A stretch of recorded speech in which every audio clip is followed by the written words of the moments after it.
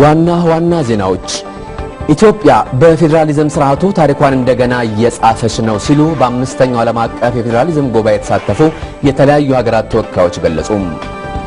የተከዜ ኤሌክትሪክ ኃይል ማመንጫ በዓለም አቀፍ ደረጃ የ2010 ምርጥ ታዳሽ ዘላቂ ፕሮጀክት ተብሎ ተመረጠም። ጋና የመጀመሪያውን የነዳጅ ኃይል ማውጣት ጀመረች።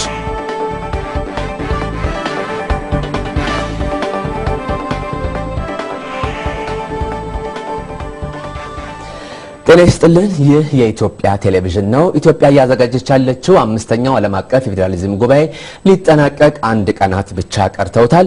በሰዓቱ የዜና ወጃችን ደግሞ በተለይ ደግሞ በፌደራል ስርዓት ውስጥ ያለውን የበጀትና የሀብት ክፍፍልን በተመለከተ ጥናቶች ምን ያሳያሉ፣ ዓለም ያለችበትና ኢትዮጵያስ በተጨባጭ በዚህ በኩል እንዴት ተቃኛለች ስንል እንግዳ ጋብዘናል። ሌሎችም የስፖርትና የቢዝነስ ዘገባዎችም አሉን። ከሰዓቱ ዜናዎች ጋር ተመስገን በየነ ነኝ። የሰዓቱን የስፖርት ዜናዎች ማቅረብላችሁ ነው አይመርነኝ። ሰዓቱ ሲደርስ መለሳለሁ። አመሰግናለሁ ነው አይ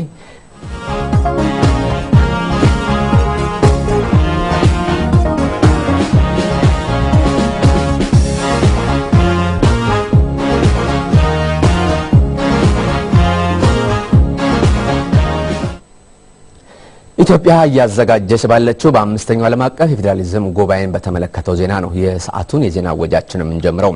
በአምስተኛው ዓለም አቀፍ የፌደራሊዝም ጉባኤ የተሳተፉ የሀገራት ተወካዮች ኢትዮጵያ በፌደራሊዝም ስርዓቱ ስኬት ታሪኳን እንደገና እየጻፈች ነው አሉ።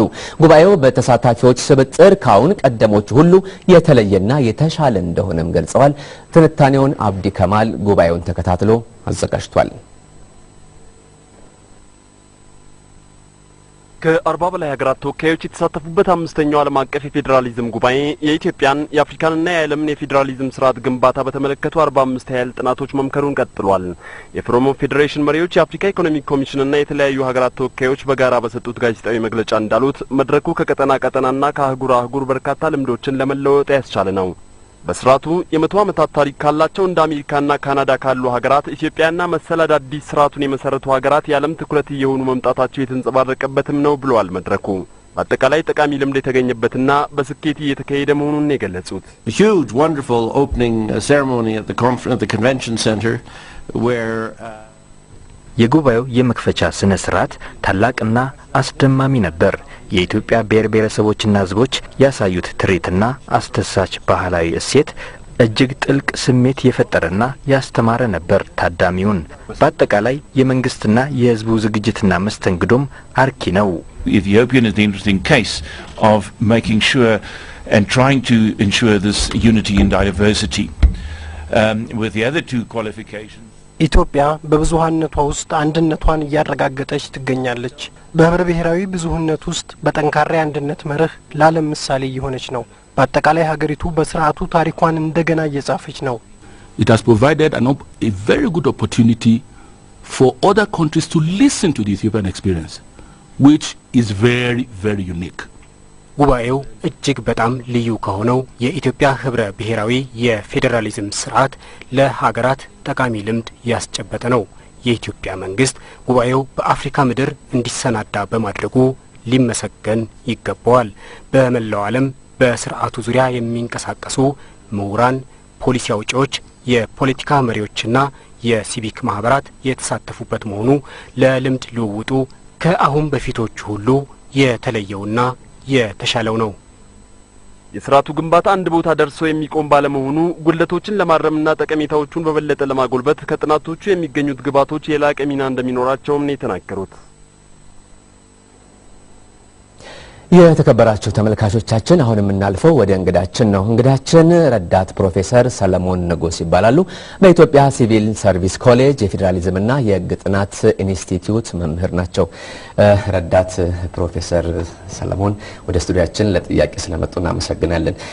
እንግዲህ የመጀመሪያ ጥያቄን ማድረገው እርሶ እንደሚታወቀው በፌደራሊዝም ስርዓት ላይ ያለውን የሀብትና የበጀት ክፍልን በተመለከተ የተለያዩ ጥናቶችን አድርገዋልና በተለይ በፌደራሊዝም ስርዓት ውስጥ የበጀትና የሀብት ክፍፍልን ስናነሳ ምን አይነት ባህሪ ነው ያላቸው? ከዚህ እንጀምር። እሺ፣ አመሰግናለሁ።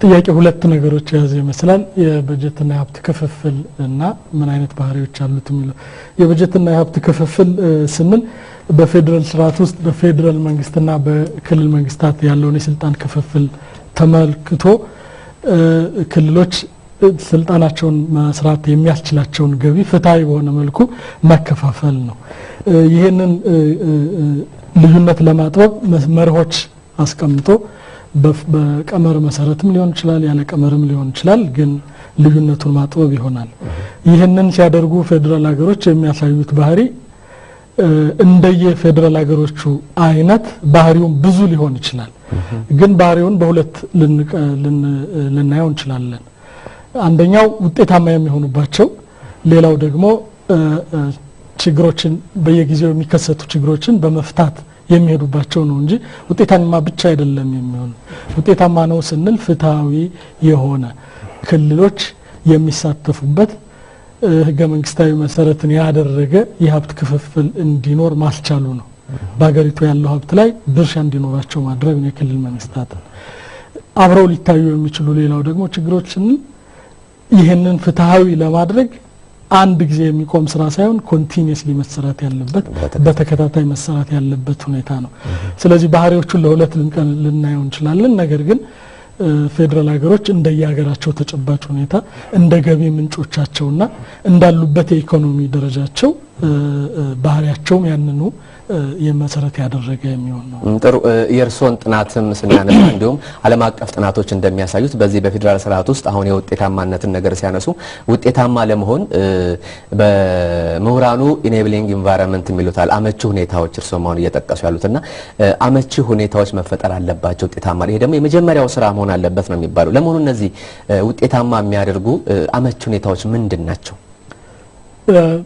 የፍትህ የገቢና ፍትሃዊ የሆነ የገቢ ክፍፍል አለ ስንል መሰረት የሚያደርገው ህገ መንግስቱን ነው ስለዚህ በህገ መንግስቱ ሁለቱ የስልጣን አካላት ወይም ሶስቱም እንደያገሩ ሁኔታ በቂ የሆነ የስልጣን ክፍፍል አለ ወይ ብዙነታቸውን የሚያሳይ የስልጣን ክፍፍል አለ ወይ የሚለው ይጀምራል ያለ ማድረግ የስልጣን ክፍፍል ስንል የገቢ የመሰብሰብ ስልጣንም ክፍፍል ነው ይሄ ግን ሁሉ ጊዜም በጣጣኝ ስለማይሆን ገቢና ያላቸው ስልጣን ክፍተት ይኖራል ክፍተቱን መሙላት የሚያስችል ከፌደራል መንግስት ወደ ክልል ወይም ከክልል መንግስታት ወደ ታችኛው አካባቢ መንግስታት የሚኖረው የገቢ ፍሰት ሂደት በምን መሰረት ነው መከናወን ያለበት የሚል ህገ መንግስታዊ መርህ ሊኖር ይገባል ይሄን ለመስራት ደግሞ የሚያስችል ነፃ የሆነ ወይም ደግሞ ብዙሃኑ ክልሎች ወይም ህዝቦች የሚሳተፉበት ኢንስቲትዩሽን ደግሞ ሊኖር ይገባል ይሄንን ስናደርግ ተጠያቂነትን የሚያሰፍን ህገ መንግስታዊ መርሆች ክልሎችም ፌደራል መንግስትም ኢኮኖሚ እድገትን ለማምጣት የሚያስችል ፈጠራዊ ስራዎችን የሚያበረታታ ሁኔታን አውቶኖሚ ሊኖራቸው ይገባል ከዛ በተጨማሪ ደግሞ ዩዥሊ ሁሉ ጊዜ የሚነሳው ገንዘቡ ውጤታማነትን የሚያመጣ መሆን መቻል አለበት ይሄንን የሚያበረታቱ ህገ መንግስታዊ መርሆች መኖር አለባቸው ጥሩ እንዲህ ከሆነ ዘንዳ ወደ ሀገራችን ተጨባጭ ሁኔታ እንምጣና ኢትዮጵያ አሁን እየተመራችበት የሚገኘው ፌደራሊዝም ስርዓትስ እነዚህን አመቺ ሁኔታዎች ተግባራዊ አርጓል ማለት ይቻላል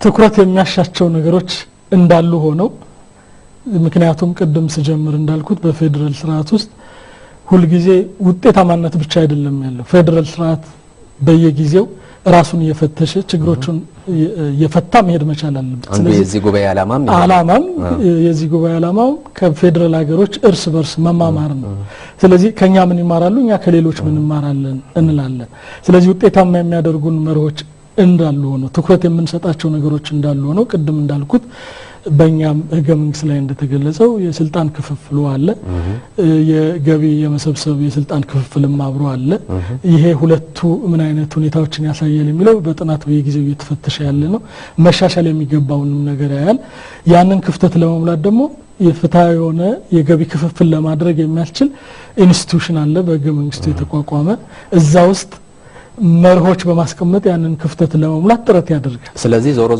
ዞሮ መርሆቹ በህገ መንግስቱ ያሉት በየጊዜው ራሳችንን እየፈተሽን ውጤታማ የሆንባቸው ነገሮች እያየን ትኩረት የምንሰጣቸው ነገሮች ግን እንዳሉ ደግሞ ተገንዝበን መስራት ይኖርብናል ነው። ስለዚህ ተግባራዊ ናቸው ማለት ነው። መርሆቹ ከህገ መንግስታዊ እውቅና ይዘው በተግባራዊ የሆኑ እንደገና ደግሞ የበለጠ እየተሻሻሉ የሚሄዱ ናቸው የሚል ግንዛቤ። አመሰግናለሁ ረዳት ፕሮፌሰር ሰለሞን ንጉስ። የተከበራችሁ ተመልካቾቻችን ቀደም ሲል እንግዲህ ያው እንደተከታተላችሁት ከኢትዮጵያ ሲቪል ሰርቪስ ኮሌጅ ረዳት ፕሮፌሰር ሰለሞን ንጉስ በኮሌጁ የፌዴራሊዝምና የህግ ጥናት ኢንስቲትዩት መምህር ናቸው። ለሰጡን ማብራሪያ በተከበራችሁ ተመልካቾች ስም አመሰግናለሁ። መልካም ጊዜ።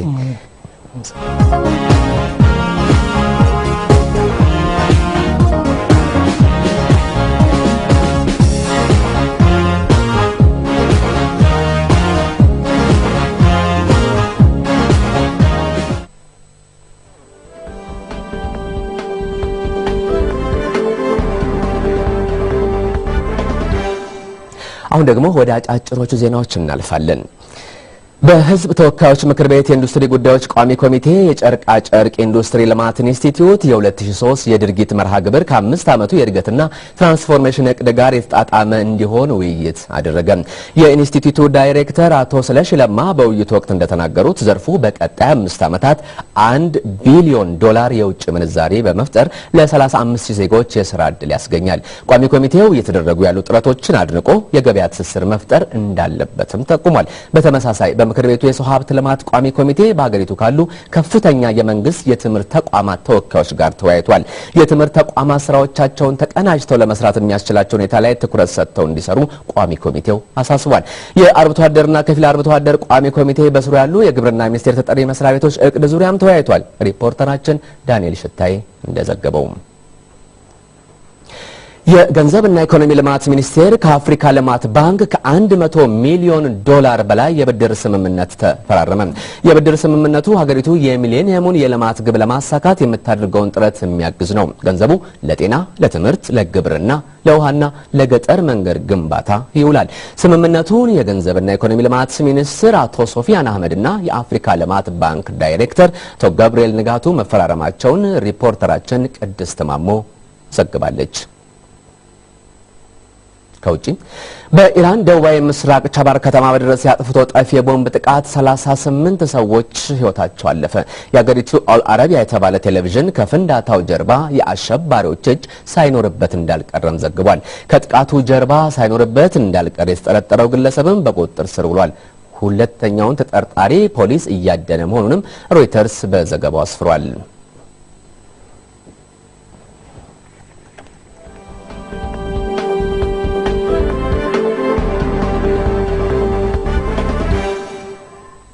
አሁን ለትንታኔው ተመረጡ ዜናዎች እናልፋለን። የተከዜ ኤሌክትሪክ ኃይል ማመንጫ በዓለም አቀፍ ደረጃ የ2010 ምርጥ ታዳሽ ዘላቂ ፕሮጀክት ተብሎ ተመረጠ። ተከዜ ለዚህ የበቃው በአሜሪካና እንግሊዝ ከሚገኙ ተመሳሳይ ፕሮጀክቶች ጋር ተወዳድሮ ነው። አበባ ኃይሌ ትንታኔ ያለው ፓወር ኢንጂነሪንግ የተባለው መጽሔት የ2010 ምርጥ ፕሮጀክቶችን ለመለየት በአራት ዘርፍ ውድድር ሲያደርግ ቆይቷል። ማክሰኞ ዕለትም አሸናፊ ፕሮጀክቶችን ይፋ አድርጓል። በታዳሽና ዘላቂ ፕሮጀክት ዘርፍ የነበረውን ውድድርም ኢትዮጵያ ባሳለፍነው ዓመት ካስመረቀቻቸው 3 የኃይል ተቋማት አንዱ የሆነው የተከዜ ኤሌክትሪክ ኃይል ማመንጫ አሸንፏል። እናም የዓመቱ ምርጥ ታዳሽና ዘላቂ ፕሮጀክት ተብሎ ተሰይሟል። የተከዜ ፕሮጀክት በውድድሩ የመጨረሻ 3 ደረጃ ውስጥ የገባው ከእንግሊዝና አሜሪካ ፕሮጀክቶች ጋር ነበር። የተከዜ ወንዝን መሰረት አድርጎ የተገነባው ፕሮጀክት ግን ንጹህና በዘላቂነቱም የተሻለ ፕሮጀክት ነው ብሏል መጽሔቱ በዘገባው። ሙሉ በሙሉ በመንግስት 4 ቢሊዮን ብር ወጪ የተገነባው የተከዜ ኤሌክትሪክ ኃይል ማመንጫ 300 ሜጋዋት የማመንጨት አቅም አለው። ይህም ሀገሪቱ ተጨማሪ 40% ኃይል እንድታገኝ ያስችሏታል።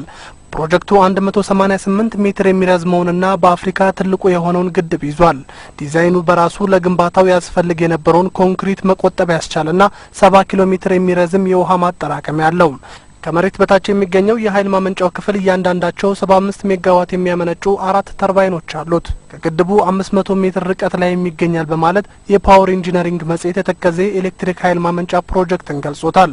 መጽሔቱ በተጨማሪም በተከዜ ግድብ የሚያዘው ውሃ ኃይል ከማመንጨት በተጓዳኝ የሚኖረው አገልግሎት በገንዘብ ሲተመን $40 ሚሊዮን እንደሚሆን አመልክቷል። መጽሔቱ እንዳለው ከዚህም ባሻገር ግድቡ የወንዙን ፍሰት በመቆጣጠር ከፕሮጀክቱ የታችኛው ክፍል ላይ የሚገኙ ማህበረሰቦች አመቱ የአመቱን ሙሉ ዘላቂ የውሃ አቅርቦት ያስገኝላቸዋል። እናም የተከዜ ፕሮጀክት አጠቃላይ ገጽታውና ዘላቂ ጠቀሜታው የ2010 ምርጥ ፕሮጀክት እንዳሰኘው የፓወር ኢንጂነሪንግ መጽሔት አስታውቋል። በኢትዮጵያ በ5 አመቱ የእድገትና የትራንስፎርሜሽን እቅድ ንጹህና ታዳሽ ምንጮችን በመጠቀም የኃይል አቅርቦቱን ከ8 እስከ 10 ሺህ ሜጋዋት ለማድረስ እቅድ ተይዟል። በነገራችን ላይ የጊቤ 3 የኃይል ማመንጫ ግንባታ ፕሮጀክት ላይ አካባቢ ሁኔታዎች ከግምት ያስገባ አይደለም በሚል አንዳንድ ወገኖች ቅሬታ ሲያቀርቡ ነበር። በአሁኑ ወቅት ደግሞ ፕሮጀክቱ ወደ 40% አካባቢ ግንባታ ተጠናቋል።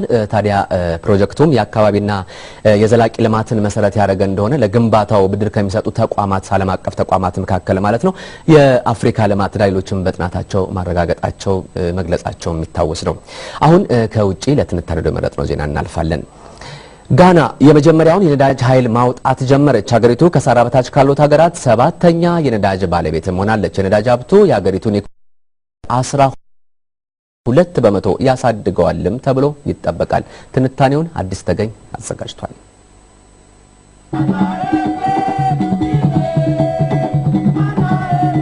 የምዕራባዊቷ አፍሪካ ሀገር ጋና ከሳራ በታች ካሉ የነዳጅ ባለቤት ሀገራት ጋር ተመድባ 7ኛዋ የነዳጅ ሀብት ባለቤት ሆናለች። የሀገሪቱ መንግስት ጨምሮ 2 የነዳጅ ፈላጊ ድርጅቶች እንደ አውሮፓውያኖቹ አቆጣጠር ከ2007 ጀምሮ በፍለጋ ላይ ተሰማርተው ነበር። ከነዳጅ ማውጫው አሁን በየቀኑ 55,000 በርሜል ነዳጅ ይገኛል። እስከ ቀጣዮቹ 6 ወራትም 120,000 በርሜል ይደርሳል ተብሎ ይገመታል። በባህር ዳርቻ የተገኘው የነዳጅ ሀብቱ አጠቃላይ እስከ 3 ቢሊዮን በርሜል የሚደርስ ሀብት ነው። ጋና የተረጋጋ የፖለቲካና የኢኮኖሚ እንቅስቃሴ የሚታይባት ሀገር ናት። የሀገሪቱን የኢኮኖሚ እድገት ይበልጥ ያፋጠናል የተባለው የጋና የነዳጅ ኃይል በመጀመሪያው አመት እንኳን እስከ 400 ሚሊዮን የአሜሪካ ዶላር ገቢ ያስገኛል። ሀገሪቱ ምንም እንኳን በድንገት የዚህ ጸጋ ባለቤት ብትሆንም የነዳጅ ኃይሉን እንዴት ማስተዳደር እንዳለባት የሚያስችል ህግ አላወጣችም። አንዳንዶች የዚህ ህግ አለመኖር ሀብቱ ለግጭትና ለሙስና ይጋለጣል የሚል ስጋት ገብቷቸዋል። የፕሬዝዳንት ጆናታን ሚልስ አስተዳደር ግን ሀብቱ በአግባቡ ለመጠቀም የሚያስችል ህግ ይወጣል ብለዋል። የነዳጅ ሀብቱ የሀገሪቱን የኢኮኖሚ እድገት ከ5 በመቶ ወደ 12 በመቶ እንደሚያሳድገውም ተተንብዮአል። በቀጣዮቹ ጊዜያት ምርቱ በየአመቱ እስከ 1 ቢሊዮን ዶላር ገቢም ያስገኛል ተብሏል። የጋና የኢኮኖሚ እንቅስቃሴ በአንድ የተፈጥሮ ሀብት ላይ ያልተንጠለጠለና በየአመቱ እንኳን ከካካኦና ከወርቅ በርካታ ቢሊዮን ዶላር የሚያመነጭ ነው። የነዳጅ ሀብት ለአንዳንድ የአፍሪካ ሀገራት ፈተና የሆነባቸውን ያህል ጋና ከእነዚህ ሀገራት የምትማረው ብዙ ነገር አለ። ይህ የኢትዮጵያ ቴሌቪዥን ነው። የሰዓቱ ዜናም እንደቀጠለ ነው። የሰዓቱ ከያዝናቸው ዜናዎች መካከል ዋና ዋናዎቹን ደግሞ አሁን እናስታውሳችሁ። ኢትዮጵያ በፌዴራሊዝም ስርዓቱ ታሪኳን እንደገና እየጻፈች ነው ሲሉ በ5ኛው ዓለም አቀፍ የፌዴራሊዝም ጉባኤ የተሳተፉ የተለያዩ ሀገራት ተወካዮች ገለጹ። የተከዜ ኤሌክትሪክ ኃይል ማመንጫ በዓለም አቀፍ ደረጃ የ2010 ምርጥ ታዳሽ ዘላቂ ፕሮጀክት ተብሎ ተመረጠ። ጋና የመጀመሪያውን የነዳጅ ኃይል ማውጣት ጀመረች።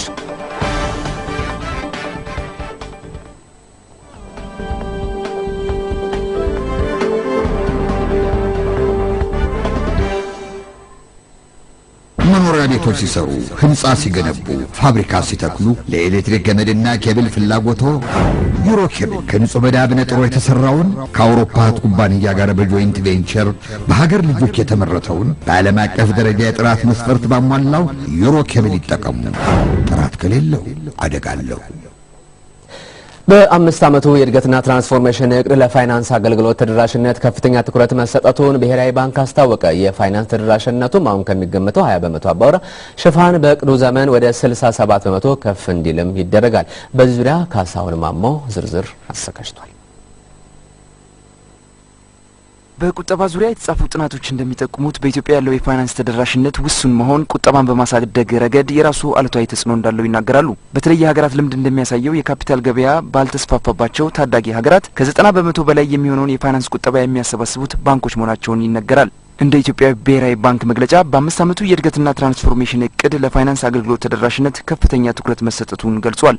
ለአብነት ባንኮችና አነስተኛ የፋይናንስ ተቋማት በዘመናዊ ቴክኖሎጂ እርስ በርሳቸው የሚገናኙበት መረብ እንደሚዘረጋ የባንኩ ገዢ አቶ ተክለወልድ አጥናፉ ይናገራሉ። ባንኮችና አነስተኛ የፋይናንስ ተቋማት በዘመናዊ ቴክኖሎጂ እርስ በርሳቸው የሚያገናኛቸው መረብ ይዘረጋል።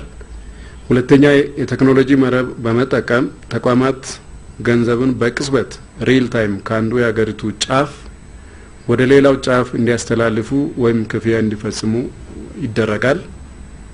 ሶስተኛ ካርድን ተንቀሳቃሽ ስልክን ወይም ሌሎች የኤሌክትሮኒክ መሳሪያዎችን በመጠቀም የሚሰጥ የባንክ አገልግሎት እንዲስፋፋ ምቹ ሁኔታዎች ይፈጠራሉ።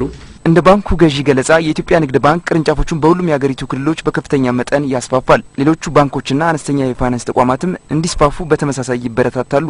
በመሆኑም የፋይናንስ ተደራሽነቱን አሁን ከሚገመተው ሽፋን ወደ ላቀ ደረጃ ከፍ ያደርጉታል ብለዋል። የፋይናንስ ተደራሽነት አሁን ከሚገመተው 20% አባወራ ሽፋን በእቅድ ዘመኑ መጨረሻ ወደ 67% አባወራ ሽፋን ከፍ እንዲል ይደረጋል። የፋይናንስ አገልግሎቱን ተግባራዊ ለማድረግና የክፍያ ስርዓቱ ዘመናዊ እንዲሆን የሚያግዙ ዓለም አቀፍ ደረጃዎችን የጠበቁ አዋጆች፣ ደንቦችና የአሰራር መመሪያዎች በያዝነው የበጀት ዓመት በተግባር ይውላሉ። አዲሱ የምዝገባና የንግድ ፈቃድ አዋጅ በሻጭና በገዢ መካከል ፍትሃዊ አሰራር ተግባራዊ ለማድረግ እንደሚረዳ ተገለጸ። አዋጁን በተመለከተ ከፌዴራል መስሪያ ቤቶች ለተውጣጡ አስፈጻሚ አካላት የግንዛቤ ማስጨበጫ የተሰጠ ነው። አብይ ግርማ ዝርዝር አለው። አዲሱን የምዝገባና ንግድ ፍቃድ አዋጅ ትግበራ ላይ ለማዋል ላለፉት 2 ዓመታት በርካታ የማሻሻያ ጥናቶች ሲካሄዱ መቆየታቸው በግንዛቤ ማስጨበጫው ላይ ተወስቷል። መድረኩ በዋናነት 2 ዓላማዎችን ያነገበ ሲሆን አንድም በሀገሪቱ አጠቃላይ የንግድ አሰራር ለውጥ ለማምጣት የሚያስችል ሲሆን በሌላ በኩል ደግሞ በአዋጁ ዙሪያ ግንዛቤ የሚወስዱ አስፈጻሚ የመንግስት አካላት በአፈጻጸሙ ረገድ በቂ እውቀት እንዲኖራቸው ያስችላል። በንግዱ ዘርፍ ካሁን በፊት ያለው አሰራር ከምዝገባው ጀምሮ ክፍተቶች ያሉበት በመሆኑ በፌዴራል ደረጃ በተመረጡ መስሪያ ቤቶች በመሰጠት ላይ የሚገኘው ስልጠናው በቀጣይ በክልሎች በዞንና በወረዳ በቅደም ተከተል እንደሚሰጥ ነው የንግድ ሚኒስቴር ዴኤታ አቶ አህመድ ቱሳ የገለጹት። ቀጥሎ በየደረጃው ከክልሎች ከዞን ከወረዳ እያልን ወደ ታች የማውረድ ስራ እንሰራለን። ከዛ ደግሞ እዚህ ከአዲስ አበባ የንግድና ዘርፍ ማህበር ምክር ቤት ከአስመጪዎችና ላኪዎች በተለያየ ንግድ ስራ ከተሰማሩ ሰዎች ጋር በየደረጃው የዚህ አይነት ውይይት ይደረጉና አዲሱ የንግድ አዋጅ ስራ ላይ ሲውልም የንግድ ምዝገባው በሙሉ በፌዴራል ደረጃ እንደሚሆንና ክልሎች በውክልና ፍቃድ የሚሰጡበት ሁኔታ እንደሚመቻች ነው ሚኒስቴር ዴኤታው የተናገሩት። ሚኒስትር ዴኤታው አክለውም የአዋጁ ትግበራ ከ2 ወር ባነሰ ጊዜ ውስጥ በመገናኛ ብዙኃን ይፋ እንደሚሆንና ወደ ትግበራ እንደሚገባ አስረድተዋል። ለ2 ቀናት የሚቆየው የግንዛቤ ማስጨበጫ መድረክ ከ31 የፌዴራል መስሪያ ቤቶች የተውጣጡ ከፍተኛ አመራሮችን ያሳተፈ ነው። የኢትዮጵያ ምርት ገበያ በዕለቱ ባካሄደው ግብይት ነጭ በቆሎ በኩንታል 255 ብር አገበያይቷል። ምርት ገበያው ቡና፣ ቦለቄና ሰሊጥንም ማገበያየቱን በዕለታዊ መረጃው አድርሶናል። እነዚህና ሌሎች የቢዝነስ ዘገባዎችን ሊያቀርብልን ብርሃን እያየው ተዘጋጅቷል። ቀጥል ብርሃን። አመሰግናለሁ። አጫጭሮቹን መረጃዎች ነው የማደርሰው ተመስገን። በዚህ መሰረት በዛሬው ዕለት የኢትዮጵያ ምርት ገበያ የተለያዩ ምርቶችን ሲያገበያይ ነበር። ከነዚህ መካከል ቡና ተጠቃሽ ነው። በዛሬው ዕለት ለውጭ ገበያ የቀረበ ያልታጠበ ቡና የጫካ በ799 ብር፣ የነቀምትን በ879 ብር፣ የሲዳማን በ890 ብር አማካይ ዋጋ ሲያገበያይ ነበር። የታጠበ ልዩ ቡናም ነበረው። የኮቸሬ በ1216 ብር፣ የይርጋ ጨፌ ደግሞ በ1211 ብር አማካይ ዋጋ ሲያገበያይ ነበር። ለሀገር ውስጥ ፍጆታ የሚውል ቡናም ነበር። የታጠበ 644 ብር፣ ያልታጠበው ደግሞ በ456 ብር። ከዚህ በተጨማሪ ምርት ገበያው በቆሎ፣ ቦሎቄና ሰሊጥንም ሲያገበያይ ነበር። የበቆሎ ዋጋ በዛሬው ዕለት ስንመለከት የነበረው ዋጋ በ255 ብር ነው። ቦሎቄም እንዲሁ ጠፍጣፋ ነጭ ቦሎቄው በ771 ብር፣ ድቡልቡል ነጭ ቦሎቄው ደግሞ በ784 ብር አማካይ ዋጋ እንደነበር በላክልን መረጃ ገልጾልናል። የቅባት እህል ደግሞ ነጭ የወለጋ ሰሊጥ 1979 ብር፣ ነጭ የኩመራና የጎንደር ሰሊጥ በ1965 ብር አማካይ ዋጋ ሲገበያይ እንደነበር በላከልን መረጃ ገልጾናል ማለት ነው። በመቀጠል ብሔራዊ ባንክ ወደ አዲስ መረጃ እናልፋለን። በዚህ መሰረት በዛሬው ዕለት በሀገሪቱ የሚገኙ ሁሉም ባንኮች የአንዱን የአሜሪካን ዶላር በ16 ብር ከ51 ሲገዙ በ16 ብር ከ84 ሲሸጡ ውለዋል። ዩሮን በ22 ብር ከ18 ገዝተዋል። በ22 ብር ከ63 ሲሸጡ ነው ያሉት። አጫጭሮቹ መረጃዎቼ እነዚህ ነበሩ።